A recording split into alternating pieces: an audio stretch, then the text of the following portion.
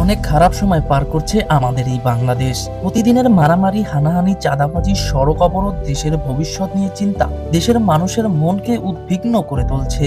ভয়ে ভয়ে চলাফেরা করতে হয় প্রতিটি মুহূর্ত। বলতে পারেন মানুষের মন দিন দিন ছোট হয়ে যাচ্ছে। তারা আর আগের মতো হাসে না, আগের মতো স্বপ্নও দেখে না।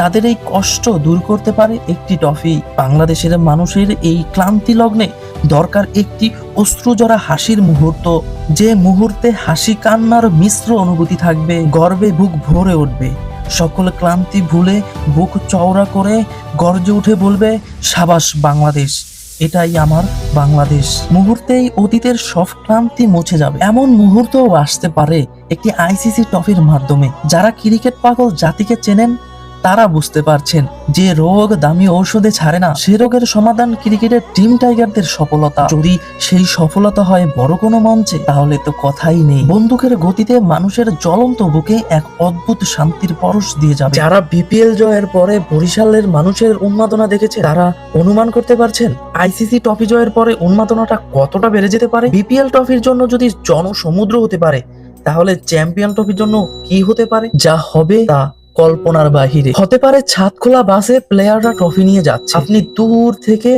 দেখছেন, কাছে যেতে পারছেন না।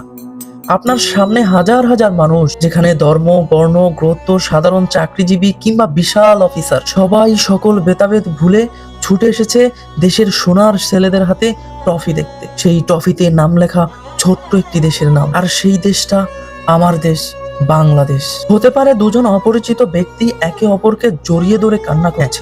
আসতে পারে এমনই আইকনিক মুহূর্ত, যেই মুহূর্তের মধ্যেই মানুষের ভেতরে থাকা কষ্ট মুছে দেবে নিমিষেই।